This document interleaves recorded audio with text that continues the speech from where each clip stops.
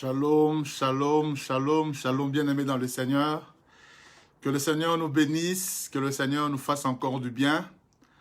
Nous bienvenue dans l'école de la foi. Ce soir encore, nous sommes dans notre 6e jour de ce programme de 30 jours de prière et de jeûne et de prière. Et là, nous sommes à notre 6e jour et nous faisons aussi l'école de la foi chaque soir.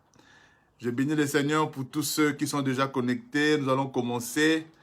Excusez-nous pour quelques minutes de retard. Est-ce que vous pouvez déjà commencer à partager, à inviter les amis? Je vois déjà Papa Gianni Muzombo est là. Que le Seigneur te bénisse. Salut Maman Marlène. Salut la sœur Sandra Toy. Que le Seigneur vous bénisse. Est-ce qu'on peut partager rapidement? Invitons les amis à se connecter. Nous allons commencer. Et dans l'entretemps, je nous invite, salut la sœur Jackie, dans l'entretemps, je nous invite à écouter ce chant pendant que nous sommes en train de savourer la chanson Lisungi. Je vous invite à partager, voulais-je dire. Que Dieu nous bénisse. À tout de suite.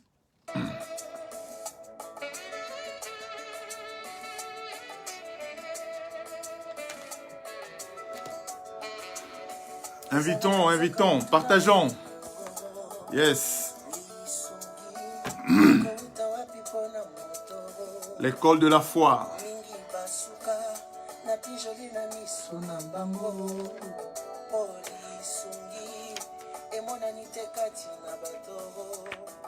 Moi je le crois, mon rédempteur est vivant. Il se lèvera à Kokotali Kambonangao.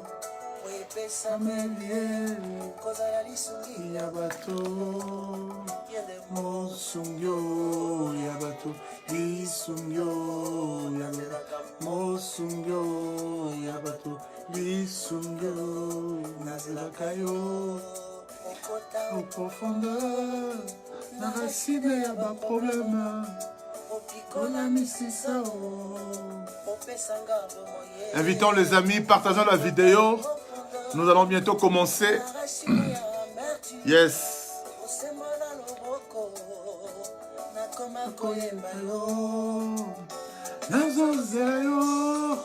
Nous nous attendons à toi, Seigneur. Nous nous attendons à toi, notre Dieu. Nous nous attendons à toi, Seigneur. Nous nous attendons à toi, mon Dieu. Yes.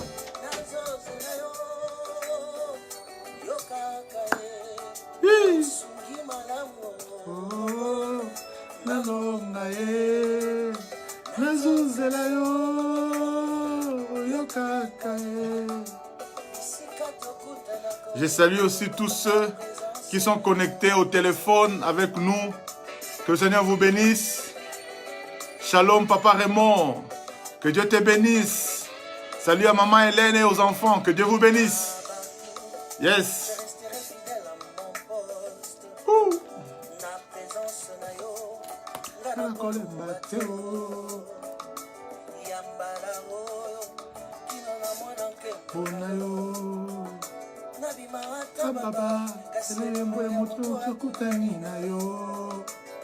Alléluia. Alléluia. Nous allons commencer. J'aimerais donc nous inviter à prier. Dieu d'amour, Dieu de gloire, nous te rendons grâce pour tes faveurs, pour tes bienfaits dans nos vies. Seigneur, que ton nom soit loué à jamais, que ton nom soit magnifié, que ton nom soit exalté, Seigneur. Nous te recommandons ces instants où nous sommes encore dans ta présence. Seigneur, merci pour cette école de la foi. Nous te prions, parle-nous, enseigne-nous, Seigneur. Que ta parole soit déposée dans les cœurs de tout et chacun d'entre nous. Dans le précieux nom, dans le glorieux nom de Jésus-Christ, notre Sauveur et Seigneur, nous avons ainsi prié et nous disons tous gloire et louange à toi, Seigneur Jésus-Christ. Amen. Que le Seigneur nous bénisse. Shalom, frère Shadrach. Shalom, frère Zach. Que le Seigneur vous bénisse. Merci en tout cas de partager. Merci de faire large diffusion de cette vidéo, de ce direct, parce que je crois de tout mon cœur que cela va bénir beaucoup de gens. Surtout qu'aujourd'hui, je suis en train de parler sur la foi, mais je parle d'une foi équilibrée. Je parle d'une foi équilibrée. Nous avons commencé à parler de la foi. Nous avons dit c'était quoi la foi. Nous avons dit pourquoi c'était important de pouvoir avoir la foi. Pourquoi c'était nécessaire pour tout chrétien d'avoir la foi. Et puis nous avons commencé par dire c'était quoi la foi. Nous avons défini la foi, c'est quoi la foi. Et nous avons aussi commencé à parler du langage de la foi. Comment est-ce qu'on pouvait avoir le langage de la foi? Parce que la foi parle, la foi déclare. Au-delà de la déclaration de la foi, nous avons aussi dit que la foi avait un comportement, qu'il fallait savoir démontrer sa foi. Nous en avons parlé hier. Et justement, hier, nous avons beaucoup insisté sur le fait de démontrer la foi. Et nous avons dit que la foi s'opposait aux sensations. La foi était aussi le fait de prendre quelques risques. Et donc, c'est très important de pouvoir dire cela. Mais aussi, il faut savoir que la foi, si elle nous pousse à agir, mais elle ne nous pousse pas à faire n'importe quoi. Ce n'est pas à dire qu'à cause de la foi, parce que j'ai la foi, je veux faire n'importe quoi. Non, la foi, cela ne veut pas dire ou n'est pas synonyme de faire n'importe quoi. Nous avons dit que la foi était active, la foi n'était pas passive. La foi doit nous pousser à agir, à nous comporter d'une certaine manière, à prendre quelques risques, mais quelques risques calculés. Hein? Il ne faut pas penser que la foi est synonyme de faire n'importe quoi ou n'importe comment. Non, la foi, écoutez très bien cette première déclaration, la foi commence là où la volonté de Dieu est connue. J'ai dit, la foi commence là où la volonté de Dieu est connue. Si la volonté de Dieu est connue, c'est là où tu peux commencer à appliquer ta foi. Mais là où la volonté de Dieu n'est pas connue, ne prends pas de risques inutiles. Avant d'aller plus loin, oh, je salue le pasteur Nestor Mingina, mon frère, mon ami. Que le Seigneur te bénisse depuis la République démocratique du Congo. Un homme de bien. Que le Seigneur te bénisse, pasteur Nestor. Lisons Romains chapitre 12, verset 3. Romains chapitre 12, verset 3. C'est le texte que nous allons exploiter ce soir. Romains chapitre 12, verset 3. Je suis en train de parler de la foi équilibrée. Romains chapitre 12, verset 3. Romains chapitre 12, verset 3. Et j'aimerais aussi informer à chacun de nous que demain, nous n'allons pas avoir l'école de la foi le soir, mais nous allons prier. Parce qu'après avoir enseigné durant toute la semaine sur la foi, il faut aussi que nous prions. Parce que l'école de la foi, c'est pas seulement écouter, non. Il faut aussi mettre cela en pratique. Donc demain, nous allons mettre cela en pratique en priant. Donc demain, on ne va pas enseigner, mais on va prier. Donc connecte-toi, toi qui as écouté l'enseignement durant toute la semaine. Alors, on va mettre une pause. On n'a pas fini avec l'école de la foi, mais on veut mettre une pause. Comme demain, c'est samedi, la plupart d'entre nous, on ne travaille pas, on reste à la maison, donc on en profite pour prier. On va prier demain samedi, donc connecte-toi à 19 h, tu vas prier avec nous. Romains chapitre 12, le verset 3 dit ceci. « Par la grâce qui m'a été donnée, je dis à chacun de n'avoir pas de lui-même une trop haute opinion, mais de revêtir des sentiments modestes, selon la mesure de la foi que Dieu a départie à chacun. » Merci beaucoup au frère Shadrach qui nous balance le verset en ligne. Par la grâce qui m'a été donnée, je dis à chacun de vous de ne pas avoir de lui-même une trop haute opinion. Mais, écoutez très bien, mais de revêtir des sentiments modestes selon la mesure de foi que Dieu a départie à chacun de nous. Bien-aimés dans le Seigneur, en introduisant le message de ce soir, j'aimerais dire ceci. Oui, hier, je nous ai dit qu'il fallait prendre des risques, qu'il fallait faire des choses pour démontrer que nous avions notre foi ou que nous avions foi en Dieu. Mais cela ne doit pas nous pousser à faire n'importe quoi. Dieu est un Dieu d'équilibre. Dieu est un Dieu d'équilibre. Considérons même la manière dont il a créé l'homme. Il a créé l'homme avec 2 pieds pour qu'il soit stable, pour qu'il soit équilibré. Nous avons 2 mains ou 2 bras pour être équilibrés. Nous avons 2 yeux.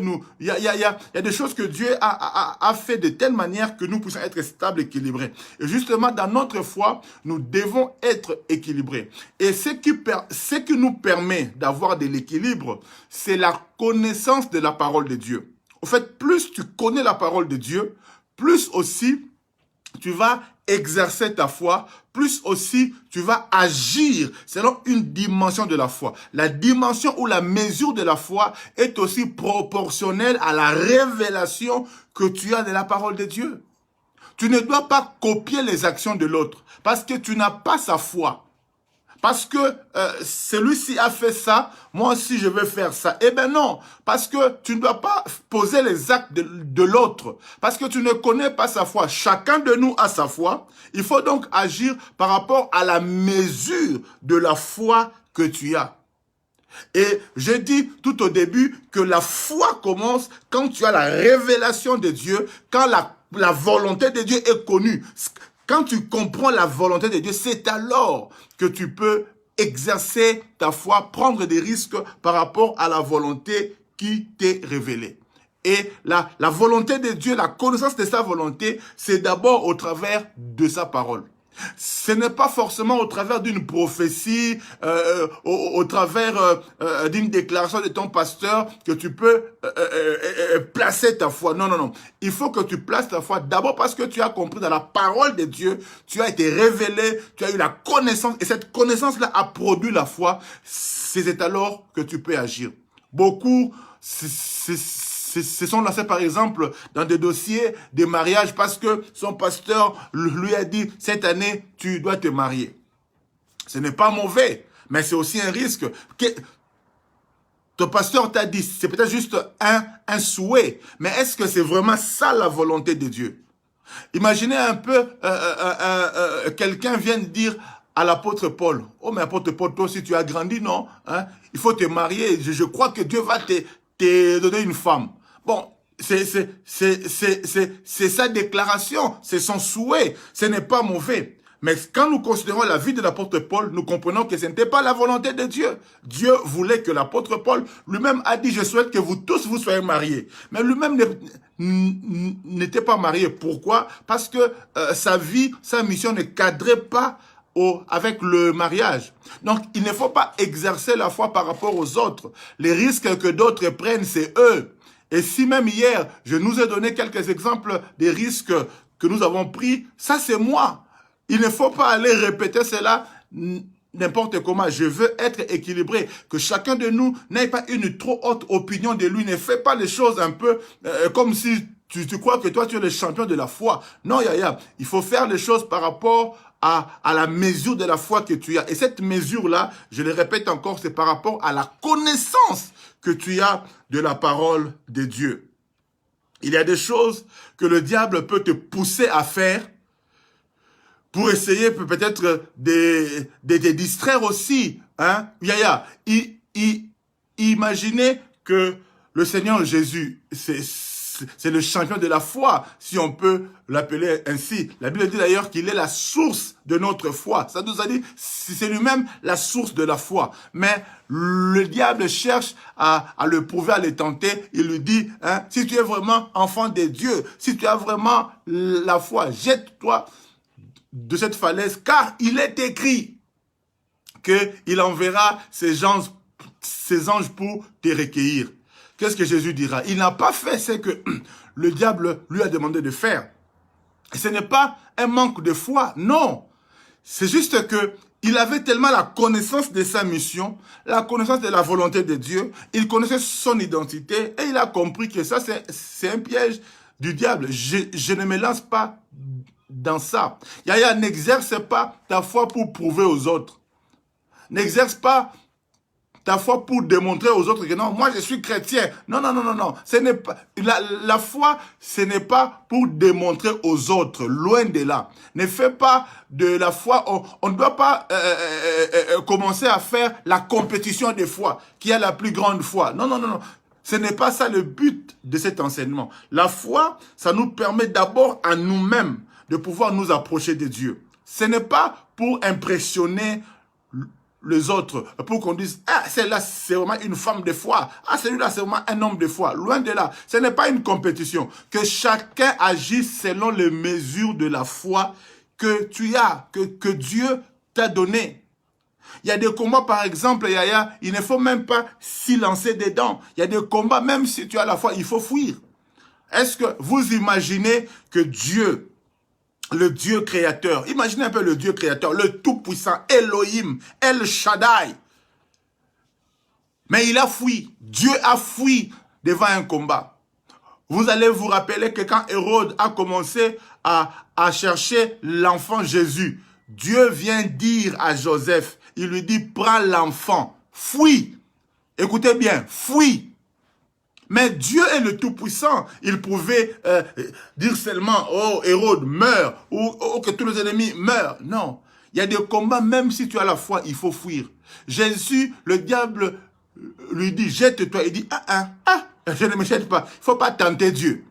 Mais il avait la foi. Jésus avait la foi. Il était puissant. Et ça, c'est après 40 jours de jeûne et prière. Donc, la puissance ne lui manquait pas. La foi ne lui manquait pas. Mais il y a des choses qu'on ne doit pas faire.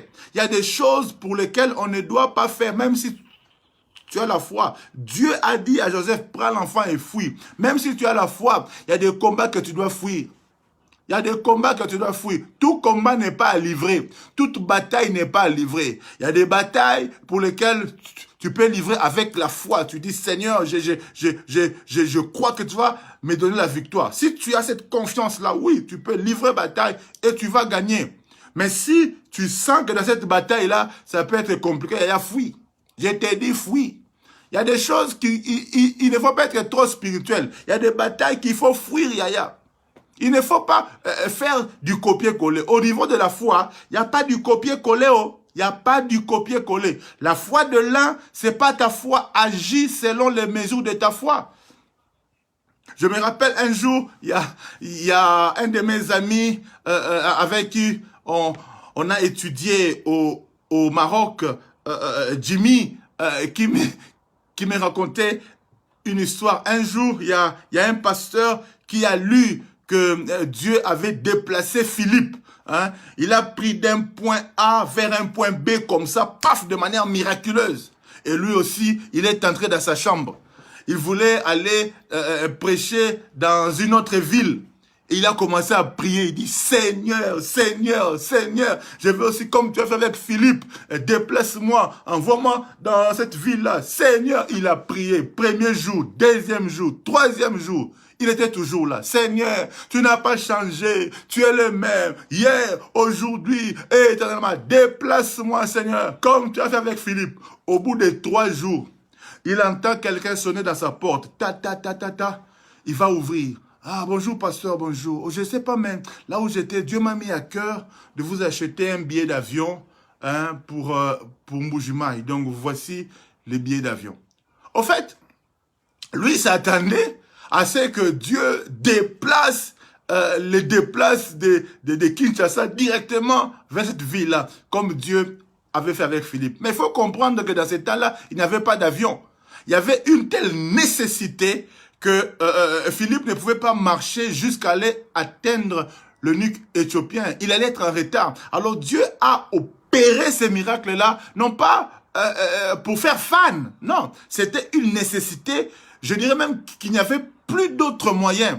Yaya, le miracle, c'est vraiment quand tout autre moyen naturel est impossible. C'est là où que le miracle intervient. Et Dieu a fait cela, non pas de manière spectaculaire. C'était pas pour faire du spectacle.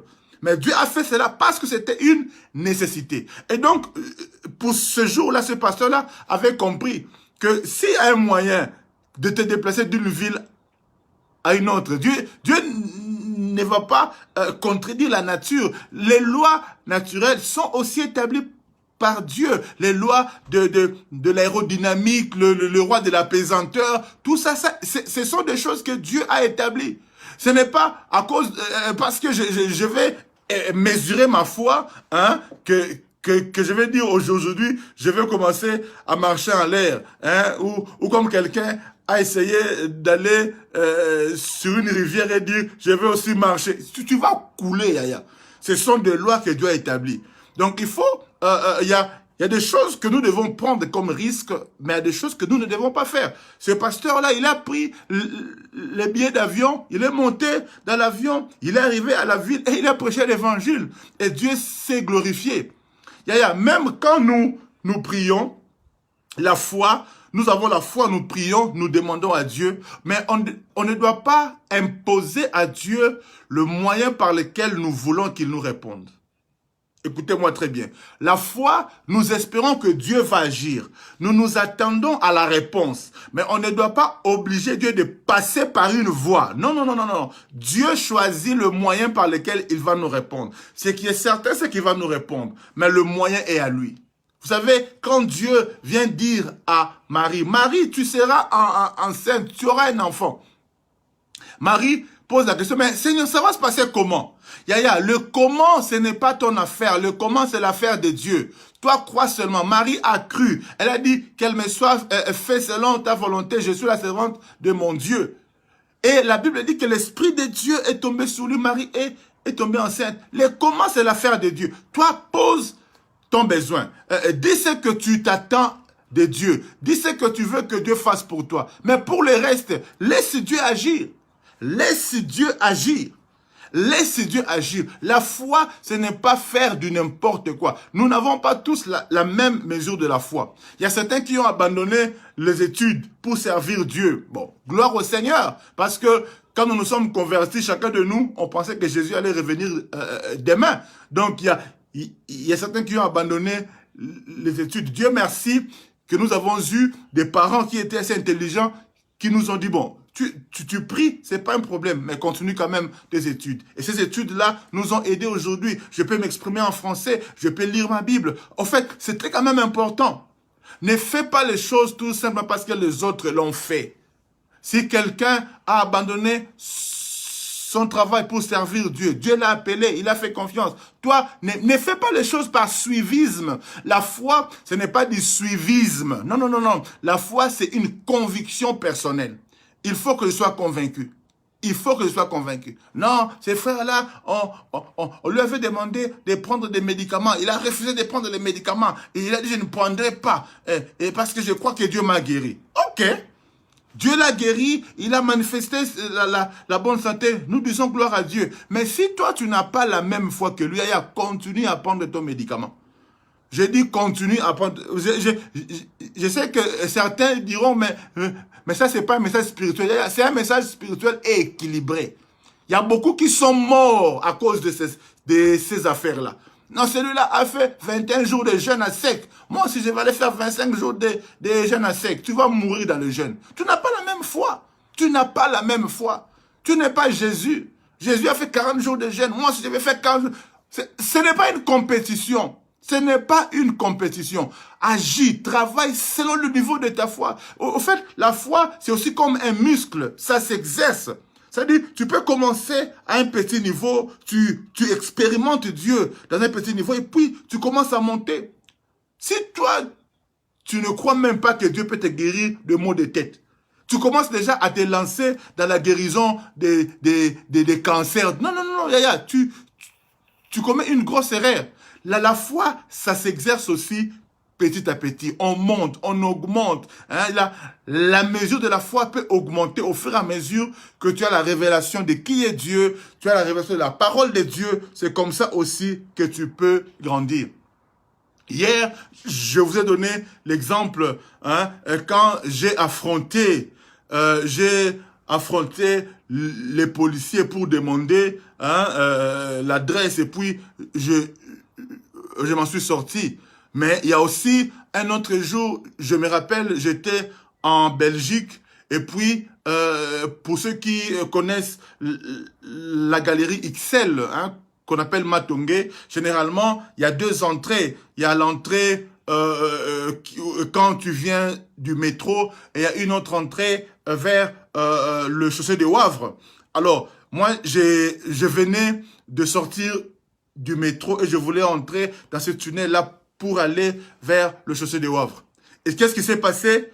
Quand je suis entré dans le tunnel, j'ai vu là au fond, il y avait des policiers qui contrôlaient. Et moi, en ce moment-là, le visa était fini. Je n'avais pas de papiers. Yaya. Là-bas, il n'y a pas foi. J'ai vu de loin les policiers qui contrôlaient. Je n'avais pas de visa, pas de papiers. Yaya, qu'est-ce que j'ai fait? J'ai fait semblant comme si j'avais fait tomber quelque chose. Je me suis retourné, Yaya. J'ai commencé à fuir.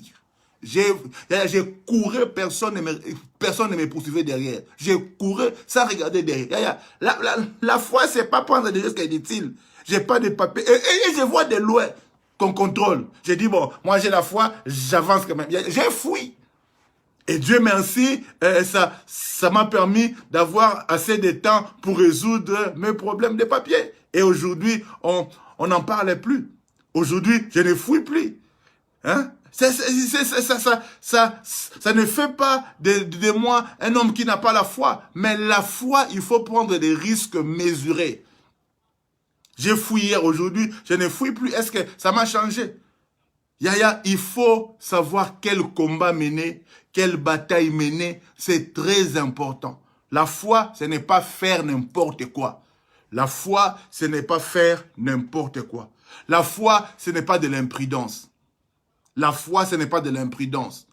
Dieu lui-même nous dit dans sa parole, soyez prudents comme des serpents. Nous avons la foi, hein, mais Dieu nous dit, soyez prudents comme des serpents, simples comme des colombes. La foi ne s'exerce pas dans l'orgueil. La foi, ce n'est pas de l'orgueil. Je vais démontrer aux gens que j'ai la foi. Ce n'est pas ça le but de cet enseignement. Je crois, tu lis la Bible, tu vois un exemple de quelqu'un qui a exercé la foi à un haut niveau. Toi, tu te dis, bon, comme c'est écrit, je vais aussi faire ça. Est-ce que tu as la même dimension de foi que lui? Est-ce que tu as la même révélation de Dieu que lui? Parce qu'il faut savoir que dans la parole de Dieu, il y a deux choses. Il y a le logos, ce qui est écrit. Il y a aussi le réma. Le réma, c'est la parole révélée. En fait, ce qui est écrit, Dieu vient le confirmer dans ton cœur. Ce n'est plus seulement du logos, mais ça devient vraiment du réma. C'est-à-dire, c'est vraiment une parole qui devient tienne. Ce n'est pas, en fait, tu ne le fais pas seulement parce que c'est écrit, mais tu le fais maintenant parce que tu as vraiment la révélation que ça, je dois le faire, ça, c'est moi qui dois le faire, c'est une portion que Dieu te donne. Il faut arriver à ce niveau-là. C'est très important. Il ne faut pas seulement faire les choses parce que c'est fan, parce que c'est bien, parce que c'est lui à la fin. Non, non. Quel est le réma? Quel est le message que Dieu t'a donné particulièrement à toi? Il faut avoir cette sagesse-là, cette intelligence-là. Ne faisons pas les choses parce que l'autre l'a fait. Non, l'autre là avait donné 1 million. Moi aussi, je dois donner 1 million. Non, même au niveau de la sémence, il n'y a pas de compétition. La Bible dit que chacun donne selon le mesure de sa foi, selon le mesure de ses moyens. La vie chrétienne n'est pas une vie de concurrence de foi. Non, Chacun de nous a une mesure de foi. Romains 12, verset 3. N'ayez pas une trop haute opinion de vous. Soyez simple, hein, que chacun agisse selon la mesure de sa foi. Bien-aimé, je voulais vraiment être équilibré, hein, ce soir, équilibrer le message d'hier. Il est vrai que je nous ai demandé de prendre des risques dans la foi, mais il faut savoir que chacun de nous n'est pas appelé à prendre les mêmes risques.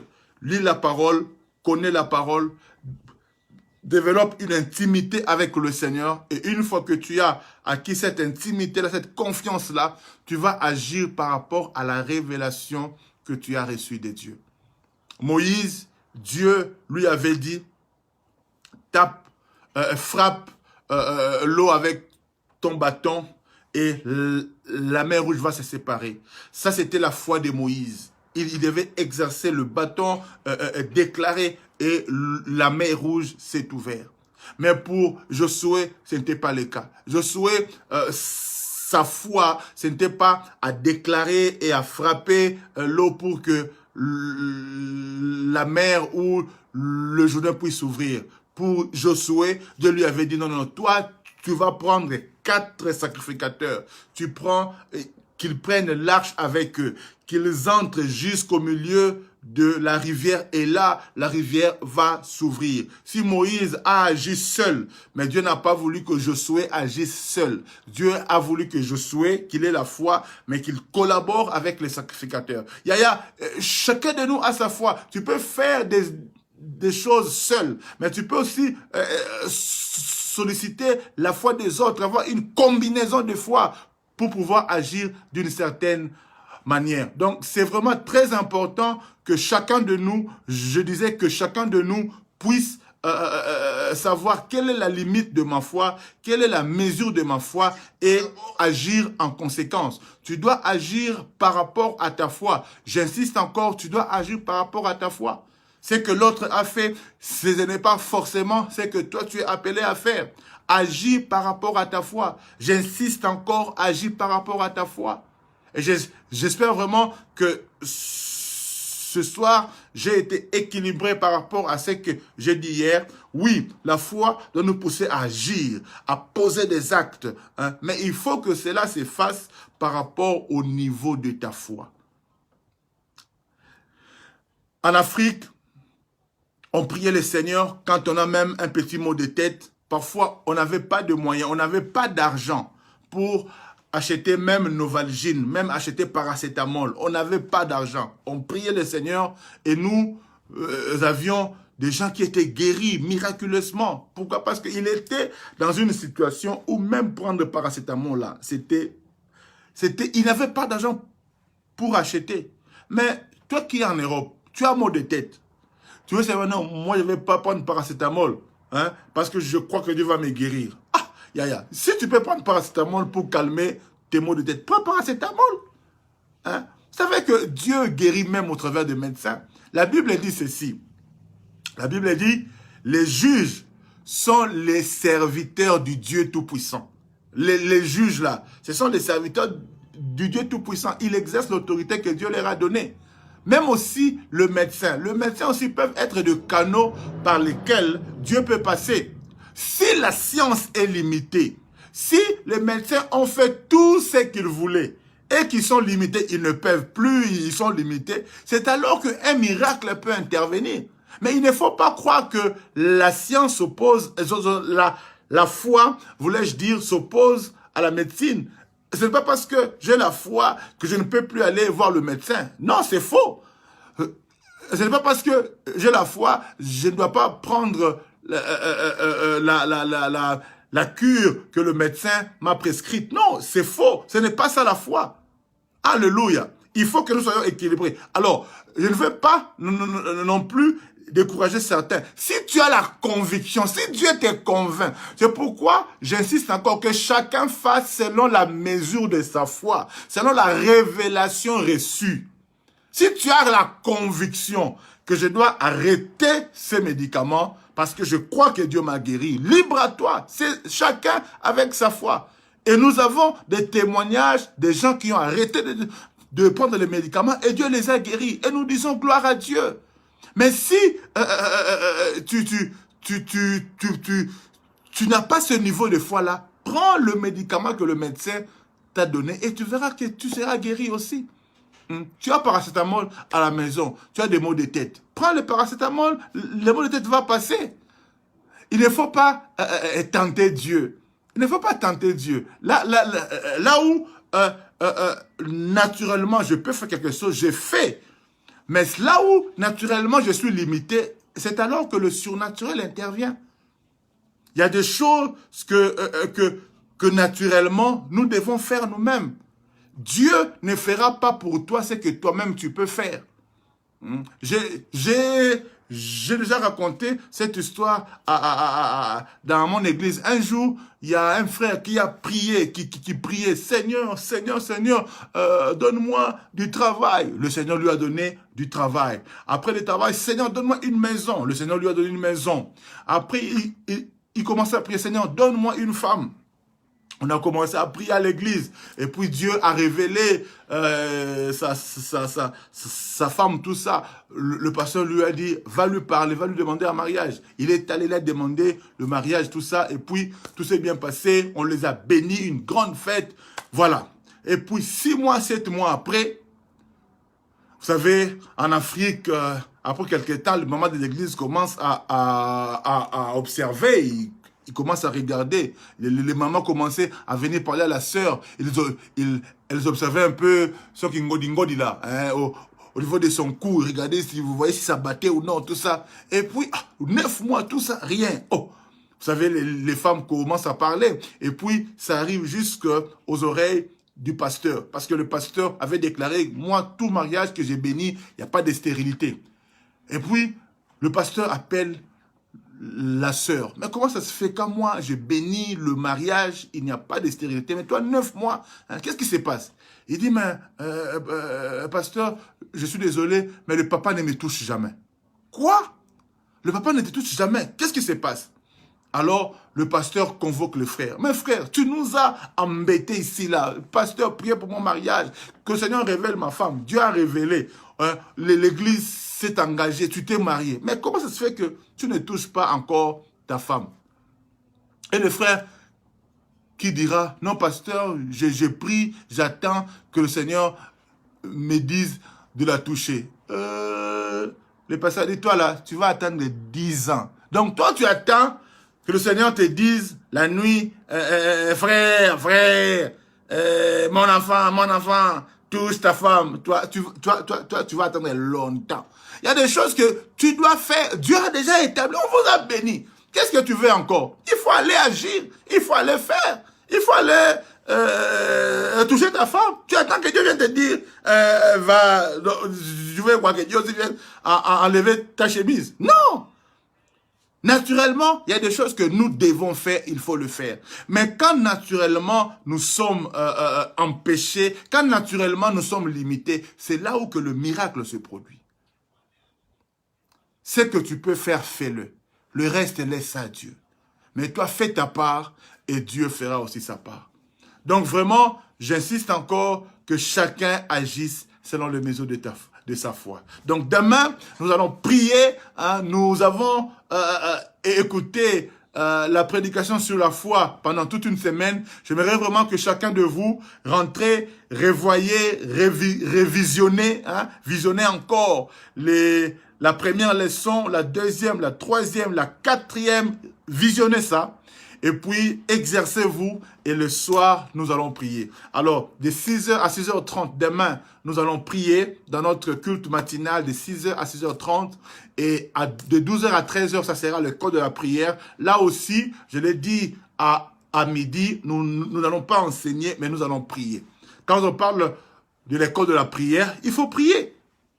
Donc, j'ai enseigné pendant toute une semaine, on va prier. Et la semaine prochaine, on va continuer. Dimanche, rappelez-vous, dimanche, on va se retrouver encore de 6h à 6h30 pour prier.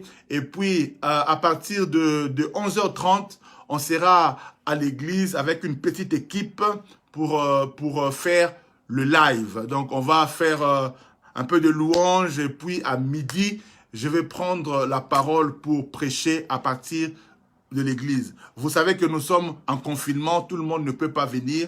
Donc vraiment, c'est une petite équipe, comme cela nous est autorisé par la loi, pour pouvoir faire le culte en live. Donc suivez-nous, hein, et puis je vous exhorte vraiment, surtout je parle à mes enfants, aux enfants de l'église, le palmier, mobilisons-nous, faisons un effort pour pouvoir payer nos dîmes, nos offrandes. C'est vrai qu'on ne s'est réunis pas à l'église, mais l'église est là, les charges de l'église sont là. Ton pasteur aussi doit continuer à manger. Hein. Toi, tu es en confinement, tu manges. Mais alors, ne mange pas ma dîme aussi. Donc, tu apportes ta dîme et je crois que Dieu te bénira, Dieu te bénira, Dieu te bénira. Donc tes actions de grâce, si tu ne peux pas te déplacer, nous avons mis le compte de l'église en ligne, nous avons mis le PayPal en ligne, donc tu peux payer ta dîme, ton offrande, ton action de grâce même en ligne, tu seras béni. Ce n'est pas parce que tu me donnes seulement physiquement que Dieu te bénit. Si tu peux le faire, tu viens à l'église, tu peux remettre cela, Dieu te bénira. Mais si tu ne peux pas te déplacer, fais un virement sur le compte de l'église, fais ton PayPal sur le PayPal de l'église et cela va nous arriver et nous croyons que Dieu te bénira. Demain, durant la prière de midi et la prière du soir, nous allons prier aussi particulièrement pour tous les partenaires de l'Église, tous ceux qui soutiennent l'avancement de l'œuvre de Dieu. Nous allons prier pour vous et je crois que Dieu vous bénira. Nous prions pour tous nos frères et sœurs qui sont malades, que Dieu les guérisse. N'ayez pas peur, même si la maladie arrive là, n'ayez pas peur. Sache que Dieu est au contrôle. La guérison est notre partage. Que le Seigneur nous bénisse abondamment. Nous allons prier. Père de gloire, merci encore pour ta grâce, merci pour ta faveur. Merci pour la parole qui a été libérée ce soir, oh Dieu. J'ai prié, Seigneur, que la mesure que nous avons de la foi, que cela puisse augmenter. Nous voulons te connaître davantage, te connaître mieux, afin de mieux te servir, mais aussi afin que notre foi puisse augmenter. Merci Seigneur pour chacun de nous.